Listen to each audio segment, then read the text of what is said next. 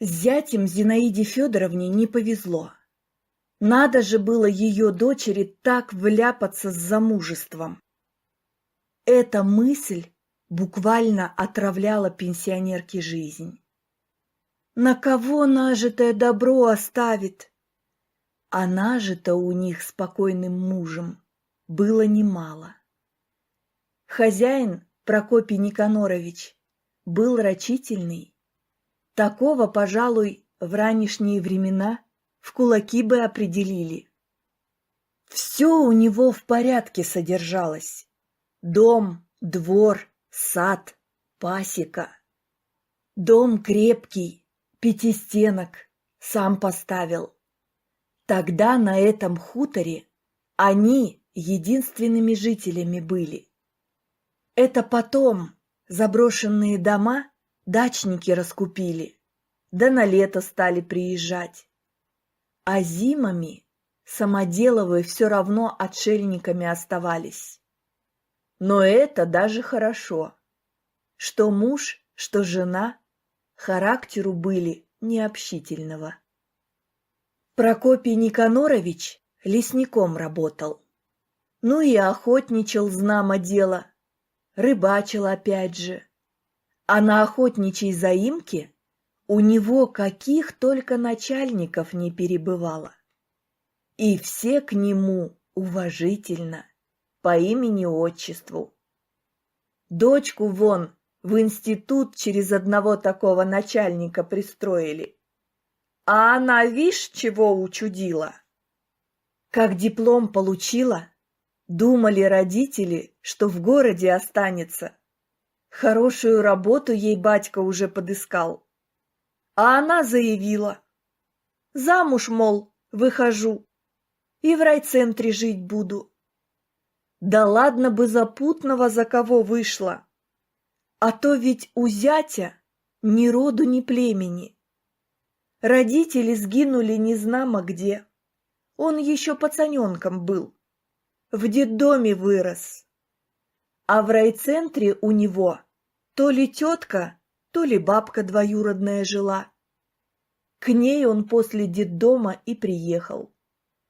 Там со Светланой-то и познакомились. Отец, правда, парня хорошо принял. А вот у Зинаиды Федоровны душа к зятю не лежала. Ну никакой в нем основательности нет. Сидит днями целыми, в каких-то железках копается. Компьютеры, говорит, ремонтирует. О как! Квартиру-то дочери они с мужем купили. Прокопий Никанорович еще жив был. А зять — примак и есть примак. Немного от него толку. Потом внук родился, Артемка. Ох и баловень растет. Бабка в нем души не чает. Скоро уж и внук школу закончит. А на зятя теща все одно косо смотрит. Не ко двору он ей пришелся. Нет, промеж собой молодые вроде ладно живут. Дочку зять любит, плохого слова не скажет. Да и Зинаиде Федоровне не перечит. Уважительный, мамой вон называет. В гости приезжают, ежели помочь в чем надо. Сделает, а все равно не то. Ох, были бы у нее подруги, поперемывала бы косточки зятьку. Да если с кем и дружила по молодости, давно уж в лету канули. А новыми товарками за несколько десятков лет жизни на хуторе не обзавелась. Неоткуда им было взяться. В этот раз дочь с мужем на праздники приехали с подарком. Микроволновку Зинаиде Федоровне привезли. А на кой ей эта микроволновка? То ли дело печка русская. В ней и состряпаешь, и разогреешь, коли надо. А микроволновки эти — баловство одно. Деньги, видно, зятю девать некуда. Зима нынче выдалась морозная. За декабрь Зинаида Федоровна пол-дровяника дров сожгла. Обычно столько ближе к марту сжигает. А раз уж молодые приехали, решила она дальнюю поленницу в дровяник перетаскать. С помощниками-то все быстрее дело пойдет. Раньше дровами всегда Прокопий Никанорович сам занимался. Любил он это дело. Говорил, дух от дерева целебный идет. И правда, запах свежей древесины ни с чем не сравнить. 3 года как мужа не стало, а Зинаида Федоровна еще ни разу дрова не заказывала. Вот сколько покойный супруг заготовил. Укладывая поленья в ровную поленницу, думала женщина, что по весне все же придется пополнить запасы. Самой теперь надо обо всем заботиться. На ее глазах выступили слезы.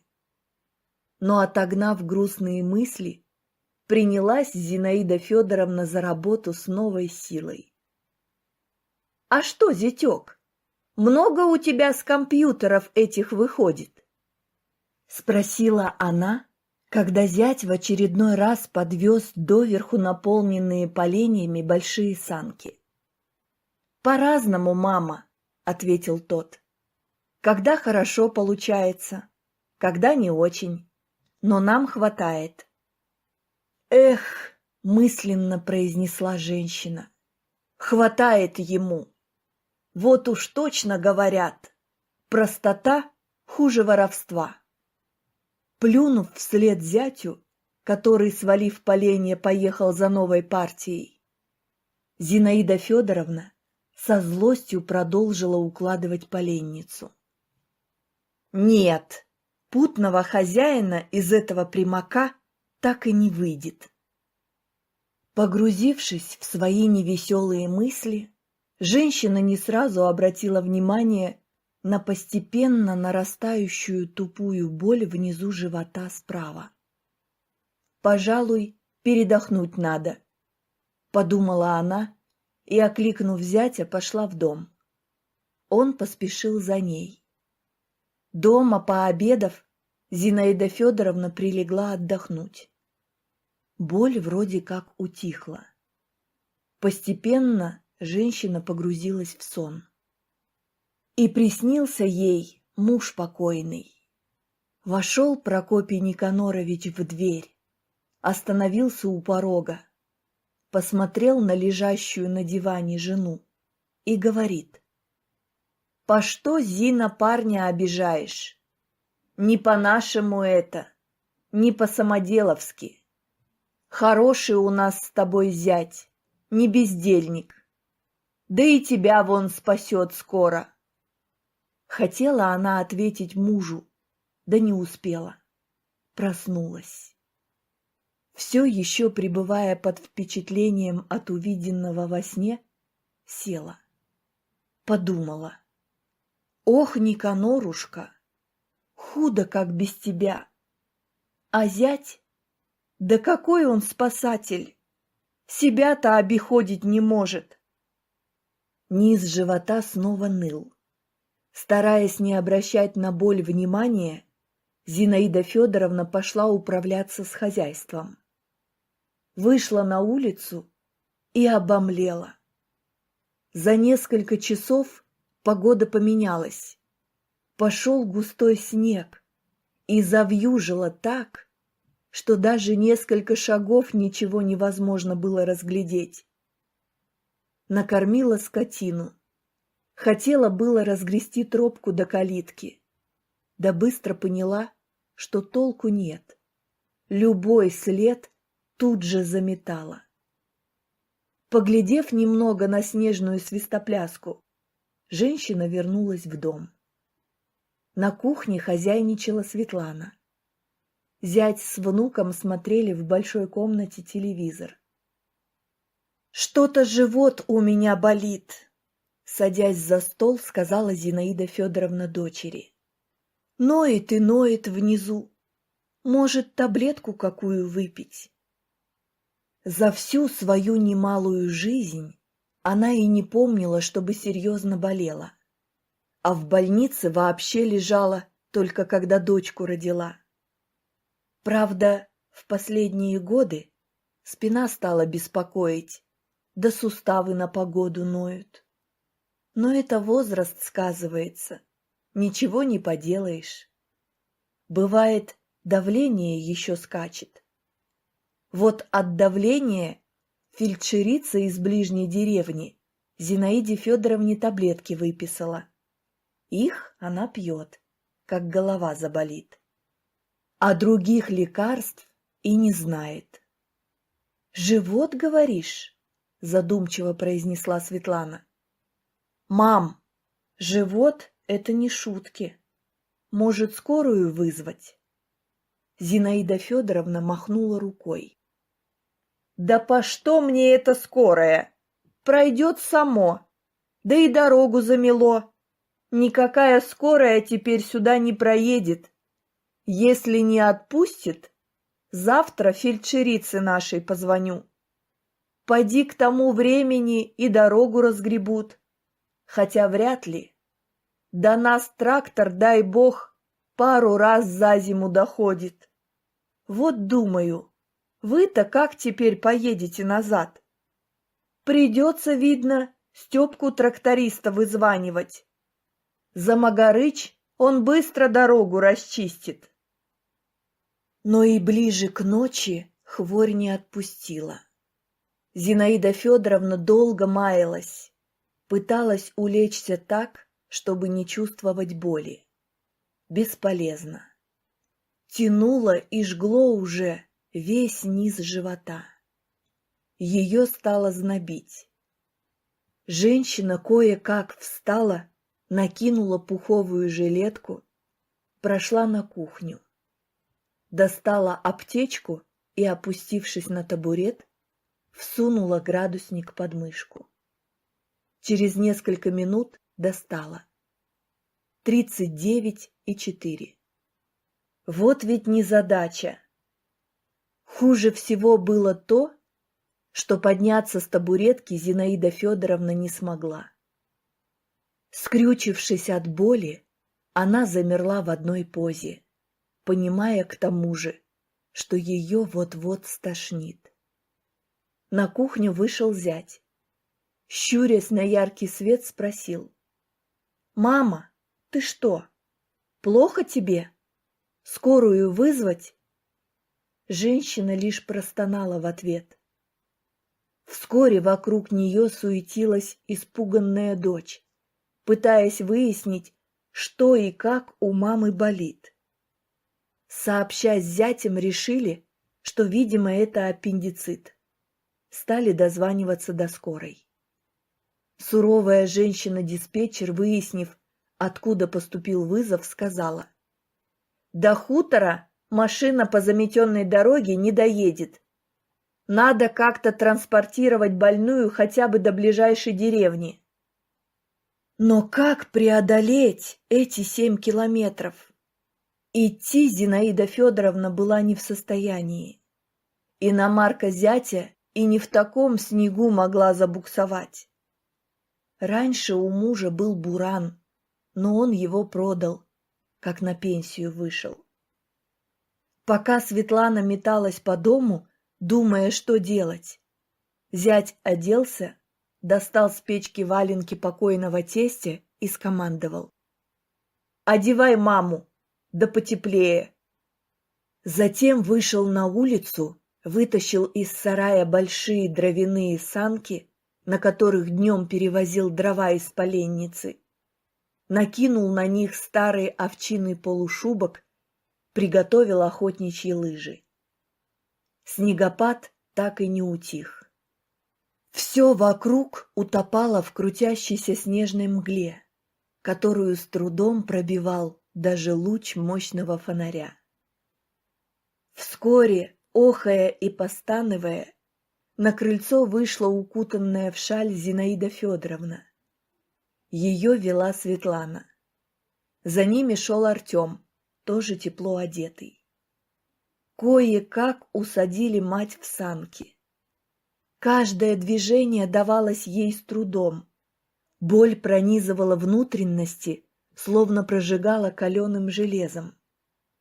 Зять приладил к санкам длинную веревку, соорудил из нее 2 петли и накинул себе на плечи. На лоб надел фонарик. «Ну, с Богом!» – произнес он, и они двинулись по направлению к дороге. Сзади санки толкал Артем, который утопал по колено в снегу. На крыльце осталась плачущая Светлана. Преодолевая метр за метром, спеша поскорее вырваться из этого снежного плена, мужчина то и дело оглядывался, прислушивался к сидящей в санях теще. Та потихоньку постановала. «Ничего», — думал он, — «доберемся, обязательно доберемся». Луч фонаря метался в сгустившейся вокруг кромешной мгле. В его свете плясали, хаотично двигались крупные и мелкие снежинки. Казалось, все они устремились к путникам, чтобы засыпать, погрести их под слоем холодного снега. Идти было все тяжелее. Пот струился под одеждой мужчины. Но он упорно шагал, изредка поглядывая на тещу и сына, которому приходилось, пожалуй, еще тяжелее. В пути они были уже 1,5 часа, но конца края этой снежной пустыни не было видно. Если бы не ивняк, росший по обочинам проселочной дороги, не сбиться с пути было бы очень сложно. На исходе 3-го часа, полностью выбившись из сил, мужчина наконец увидел тусклые огни неподалеку. Это была деревня. Фельдшерица, до которой дозвонилась Светлана, быстро вызвала машину скорой. Зинаиду Федоровну осторожно положили на носилки, и автомобиль, включив сирену и проблесковый маячок, помчался по направлению к трассе. Женщина почти не помнила, как доехала до больницы, как ее переложили на каталку, как проводили различные манипуляции, необходимые в таком случае. В памяти сохранилось лишь побелевшее, испуганное лицо зятя, который сбивчиво отвечал на вопросы врачей и медсестер. Очнулась Зинаида Федоровна лишь на следующий день, уже отойдя от наркоза в палате реанимации. За окном ярко светило солнце, словно успокаивая. Жизнь продолжается. Она пошевелилась. К кровати тут же подошла молоденькая медсестричка. Спросила: «Как вы себя чувствуете?» Зинаида Федоровна попыталась улыбнуться и чуть прикрыла глаза, что, видимо, означало «все в порядке». Говорить сил у нее не было. Потом она снова провалилась в сон. Но это уже был сон выздоравливающего человека. Через 2 дня Зинаиду Федоровну перевели в палату, и вскоре к ней пришли улыбающаяся дочь с зятем и внук. Глядя на них, женщина прослезилась. Она обняла сначала Светлану, потом Артема. Затем, кивнув зятю, показала рукой на кровать. Он сел. С трудом подбирая слова, Зинаида Федоровна произнесла: «Сынок, Коленька, спасибо тебе. Спас старуху. Повезло моей дочери с мужем». Дорогие друзья, если вам понравилась эта история, подписывайтесь на наш канал, ставьте лайки и пишите свои комментарии. Всего вам самого доброго.